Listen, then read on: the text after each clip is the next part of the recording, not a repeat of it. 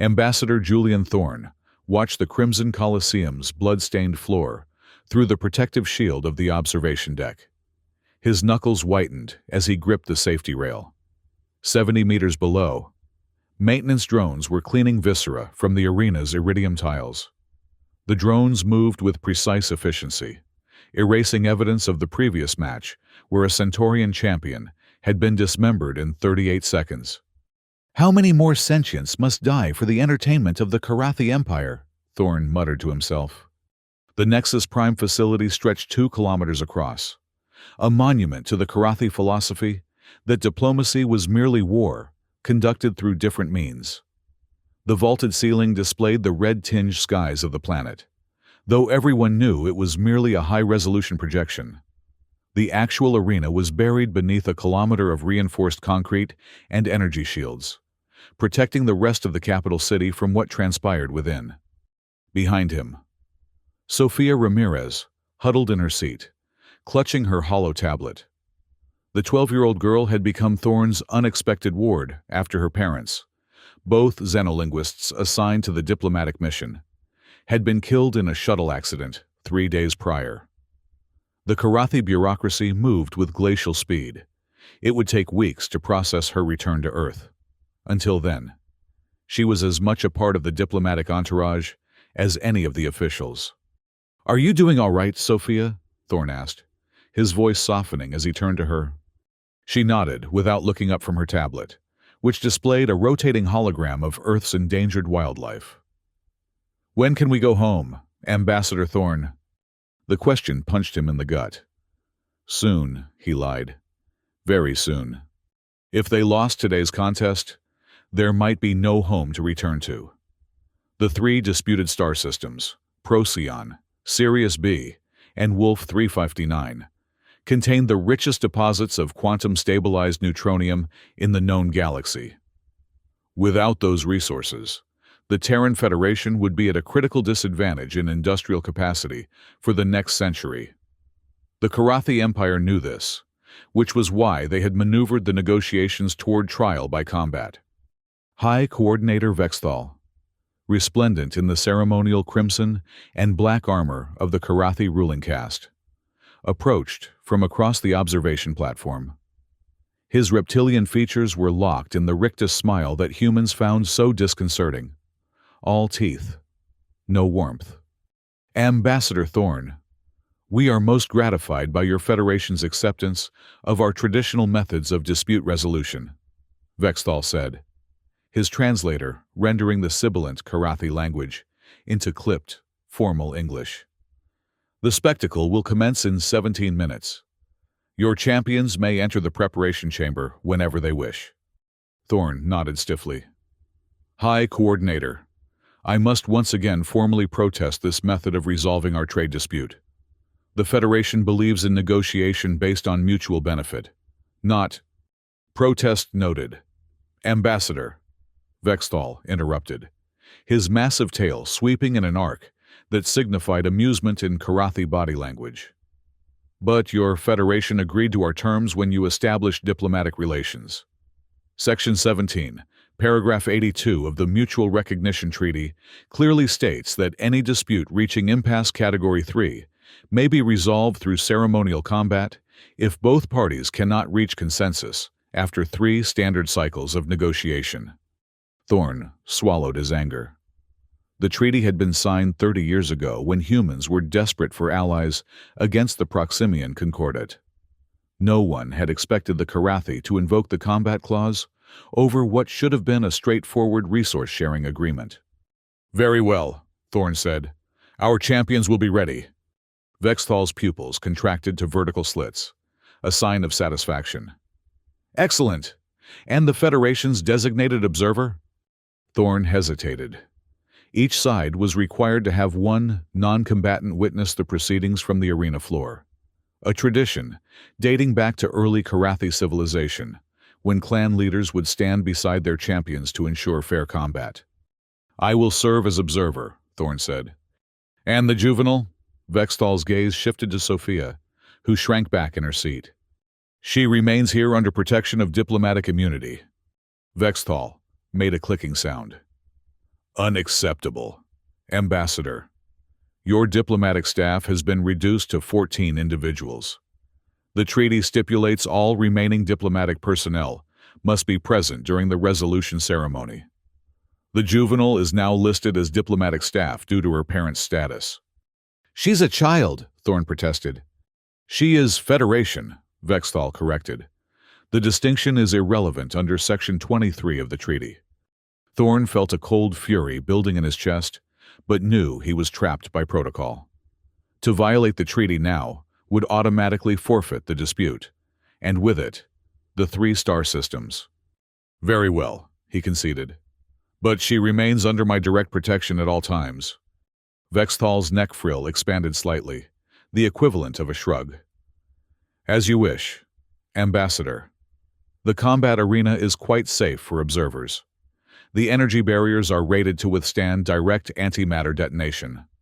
As Vexthal departed, Thorne turned to Sophia with as reassuring a smile as he could muster. I'm sorry, but it seems you'll need to come with me. I promise to keep you safe. Sophia clutched her tablet tighter. Will there be fighting? Yes, Thorne admitted. But we'll be behind a protective shield. Nothing can harm us there.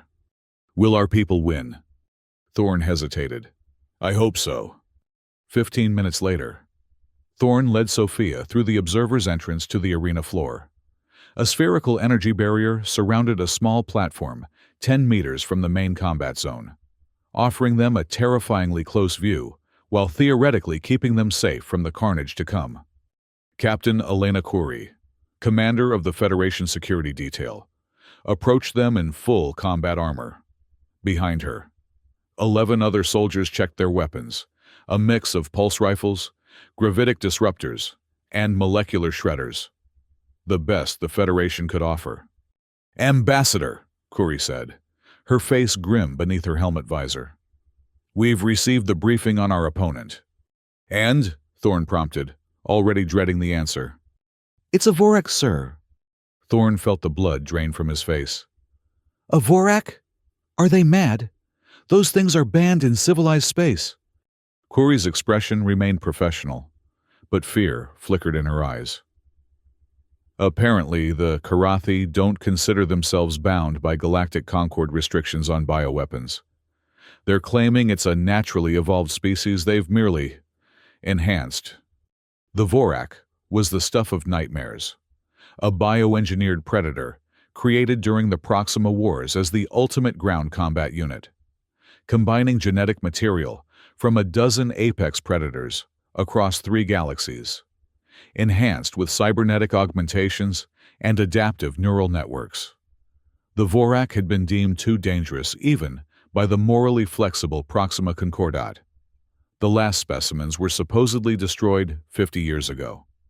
How are we supposed to defeat that thing? Thorne whispered. Captain Khoury straightened her shoulders. We fight smart, sir. 3 waves, different tactics. First wave goes in with shock tactics. Second, with distributed approach. Third, with adaptive countermeasures based on what we learn from the first 2 assaults. She hesitated. But, sir, our chances are... I know. Thorne cut her off, glancing at Sophia, who was thankfully distracted by her tablet. Just do your best, Captain. Always do, sir, Khoury saluted, then rejoined her team. The arena lights dimmed, and a booming voice announced the commencement of the trial in both Karathi and Standard English. The audience, tens of thousands of Karathi citizens and dignitaries from a dozen alien species, roared their approval. Trial by combat was the Empire's favorite form of entertainment, as well as jurisprudence. High Coordinator, Vexthal's amplified voice echoed through the arena. Today, we settle the matter of resource rights to the star systems Procyon, Sirius B, and Wolf 359, according to the sacred traditions of the Karathi Empire. The Terran Federation has chosen to send 12 champions against our single representative. Let the trial commence. A massive door slid open on the far side of the arena. For several seconds, nothing emerged. Then, a shadow detached itself from the darkness. The Vorak moved with a fluid grace that belied its enormous size. Standing 3 meters tall on its hind legs, its body was covered in overlapping plates of obsidian-colored chitin, interspersed with cybernetic enhancements.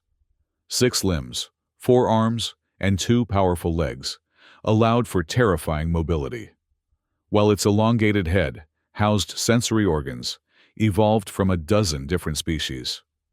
Red optical sensors glowed where eyes should be, and its maw contained row upon row of metallic teeth designed to shear through battle armor. Sophia gasped beside Thorn. "What is that thing?" "A mistake," Thorn replied quietly. "A terrible mistake." Captain Kuri deployed her first wave. 4 soldiers armed with shock rifles designed to overload neural systems. They moved with practiced precision, spreading out to encircle the Vorak. The creature stood motionless in the center of the arena, its head rotating slowly as it evaluated the threats. The soldiers raised their weapons in unison and fired. Arcs of blue energy lanced toward the Vorak, only to be absorbed by a previously invisible energy field surrounding the creature. The Vorak moved. One moment it was standing still. The next, it was a blur of motion. The first soldier died before she could even register the creature's movement. Her armor split open from throat to abdomen. The second managed to fire another shot before the Vorak's tail whipped around, severing his head with surgical precision. The third and fourth soldiers attempted to retreat and regroup, but the Vorak moved faster than human reflexes could track. Within seconds, all 4 lay in pieces on the arena floor. The audience erupted in cheers while Thorn fought the urge to vomit. Beside him, Sophia had gone deathly pale, her tablet forgotten in her lap. "Don't look," Thorn said, gently turning her face away from the carnage. "Focus on me." "They're all dead," she whispered. "Yes," Thorn acknowledged, seeing no point in lying. "But Captain Kuri has more strategies to try." The second wave deployed. This time, 6 soldiers using pack hunter tactics developed to combat superior individual opponents. They moved in coordinated pairs, firing molecular disruption weapons designed to break down organic matter at the cellular level. For a brief, hopeful moment, their strategy seemed to work.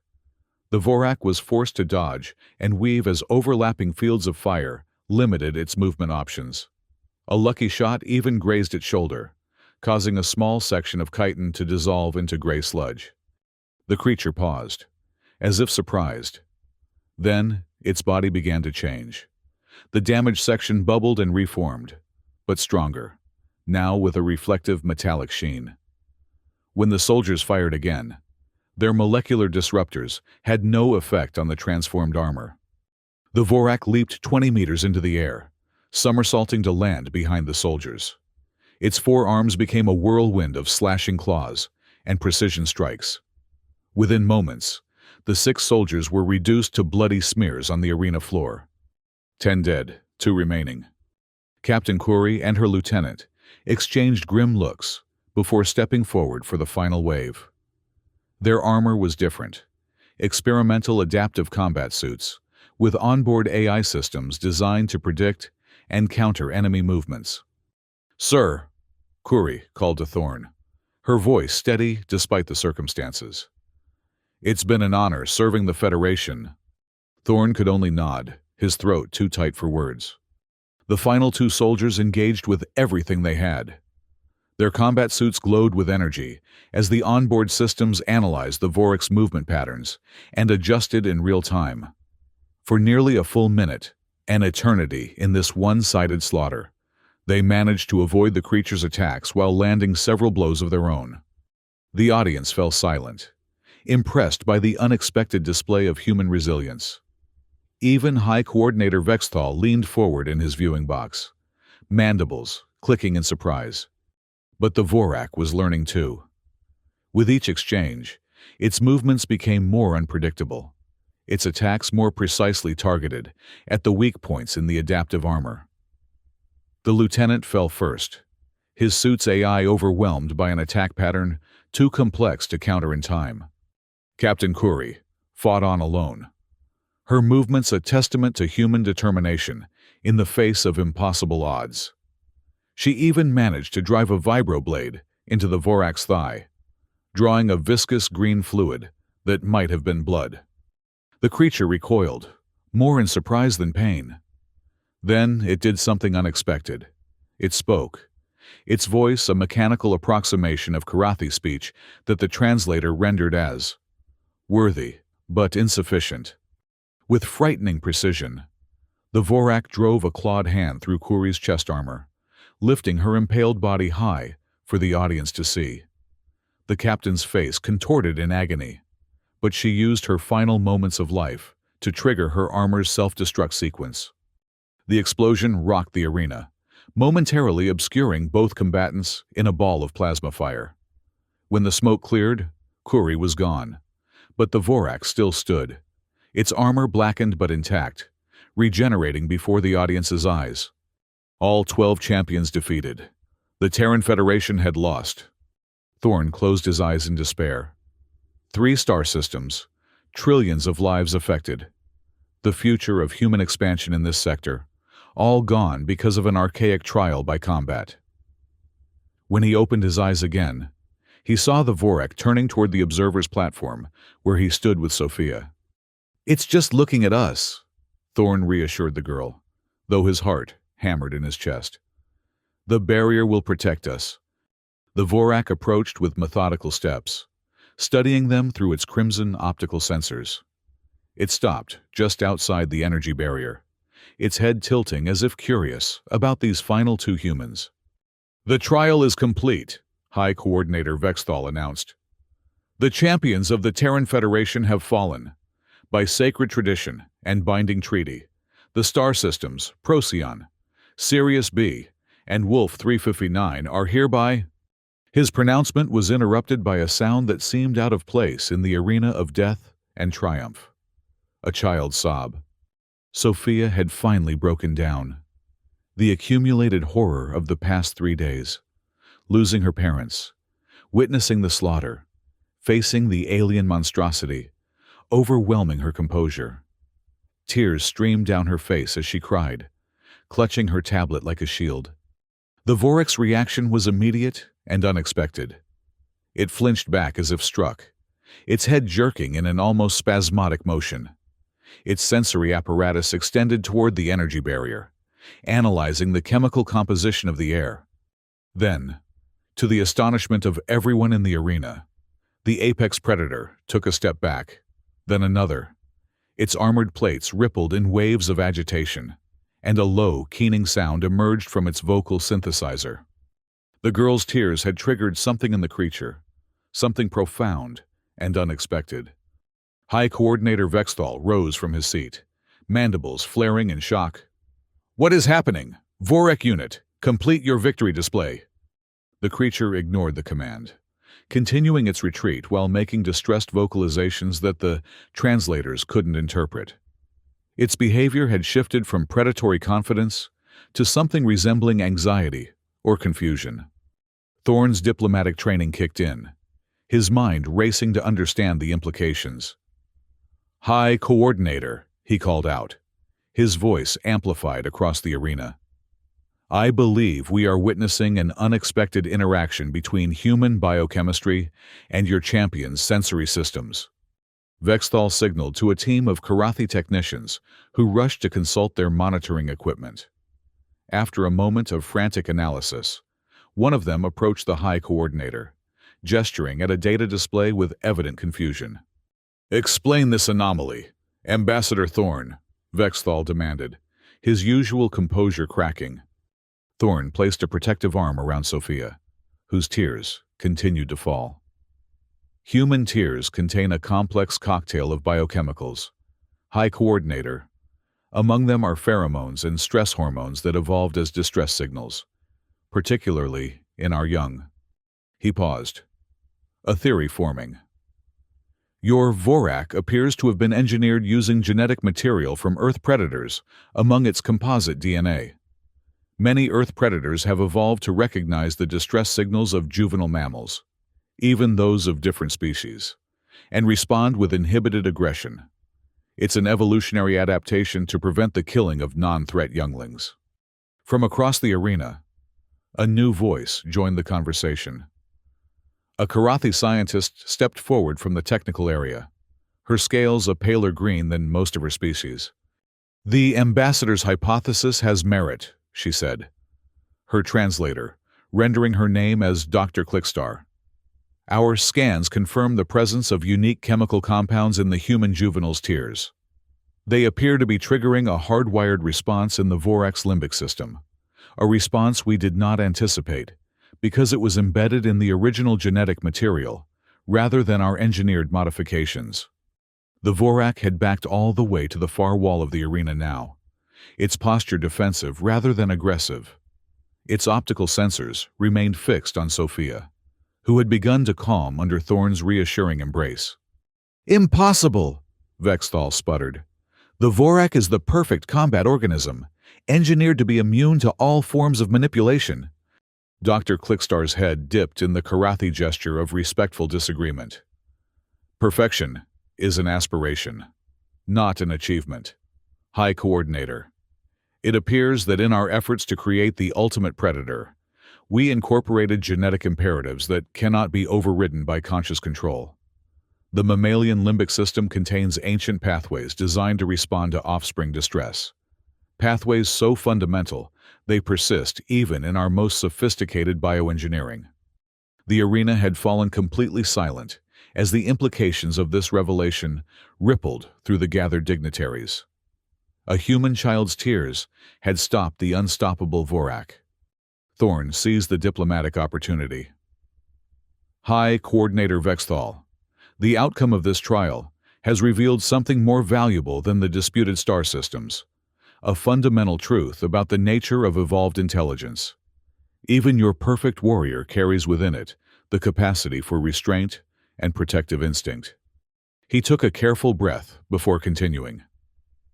"I propose that this unexpected result be considered a null outcome, neither victory nor defeat, but rather a sign that our species have more to learn from each other before resorting to combat."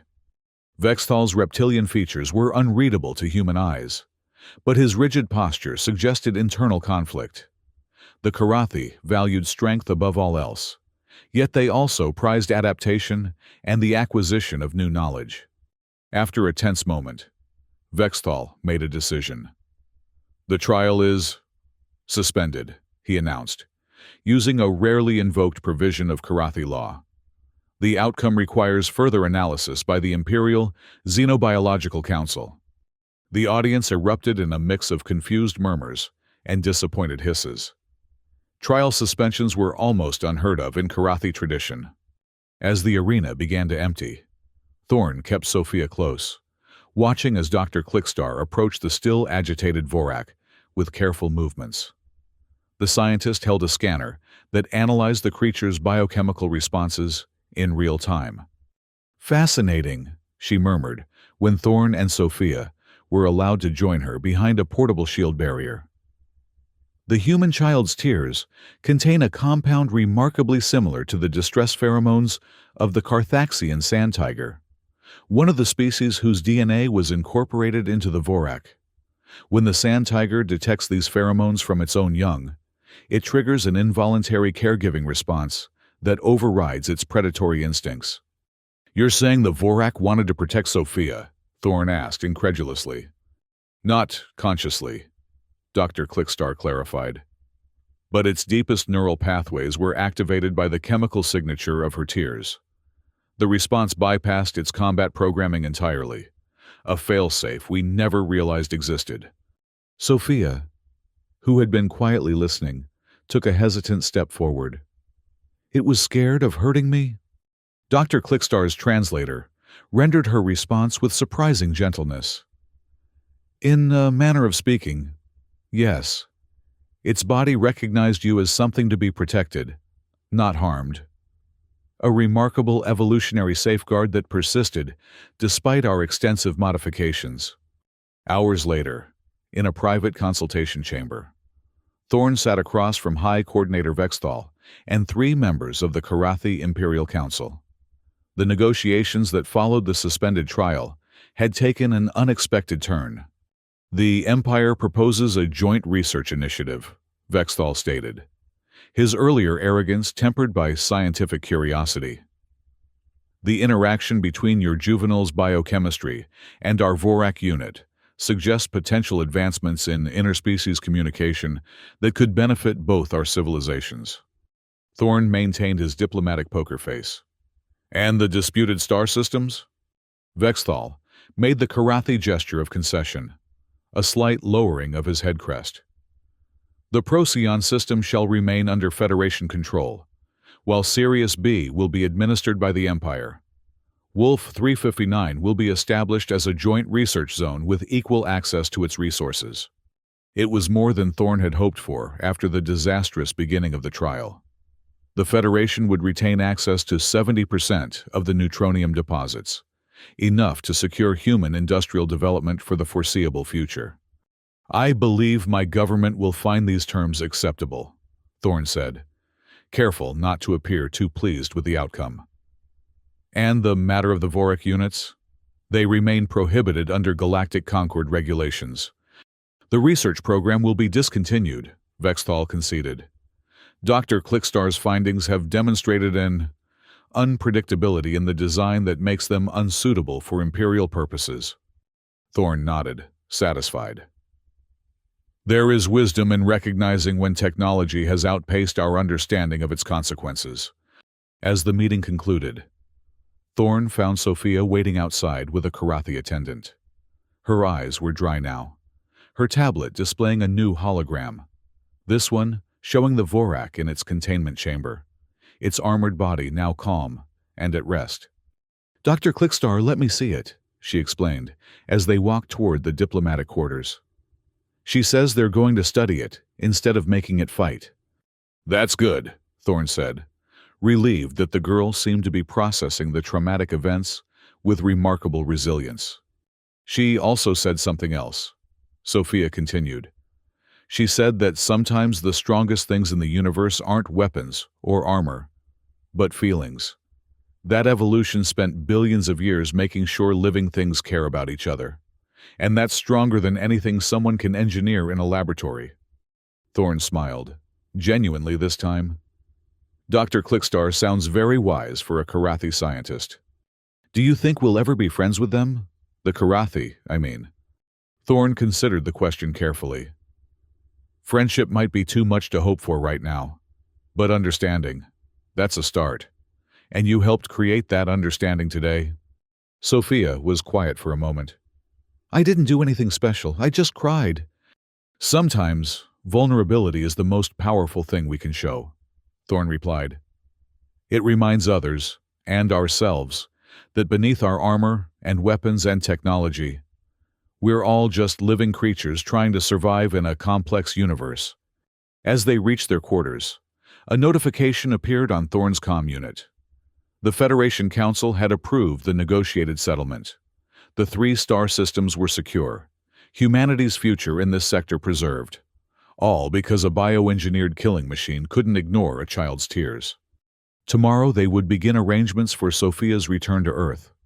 But tonight, in this moment of unexpected peace, Ambassador Thorn allowed himself to hope that perhaps the galaxy was not as cold and merciless as it sometimes appeared.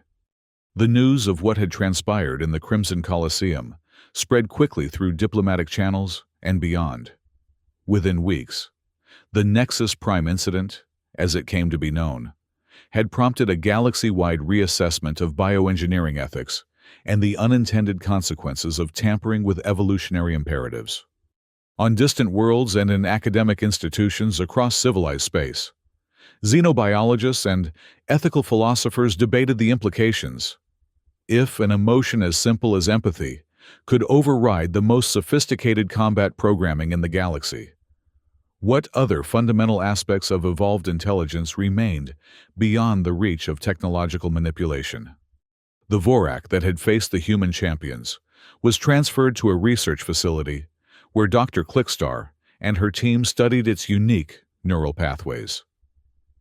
They discovered that its response to Sophia's tears was not an anomaly, but a feature, one that had been dismissed as irrelevant in the pursuit of creating the perfect predator.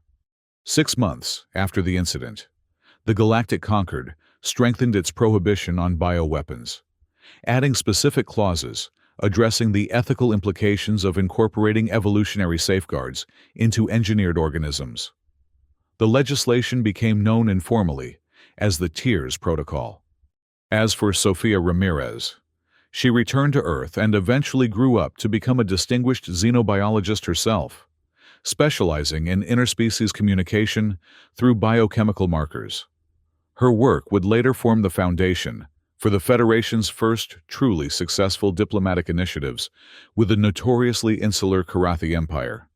And in a secure facility on Nexus Prime, the Vorak, the apex predator engineered to be unstoppable, was occasionally visited by Dr. Clickstar, who had developed a curious habit.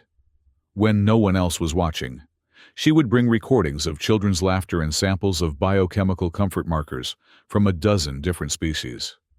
Under her careful observation, the creature that had been designed for destruction showed signs of responding to something far more ancient and powerful than any weapon: the universal drive to protect the vulnerable, a drive that had survived billions of years of evolution and even the most ambitious attempts at genetic engineering.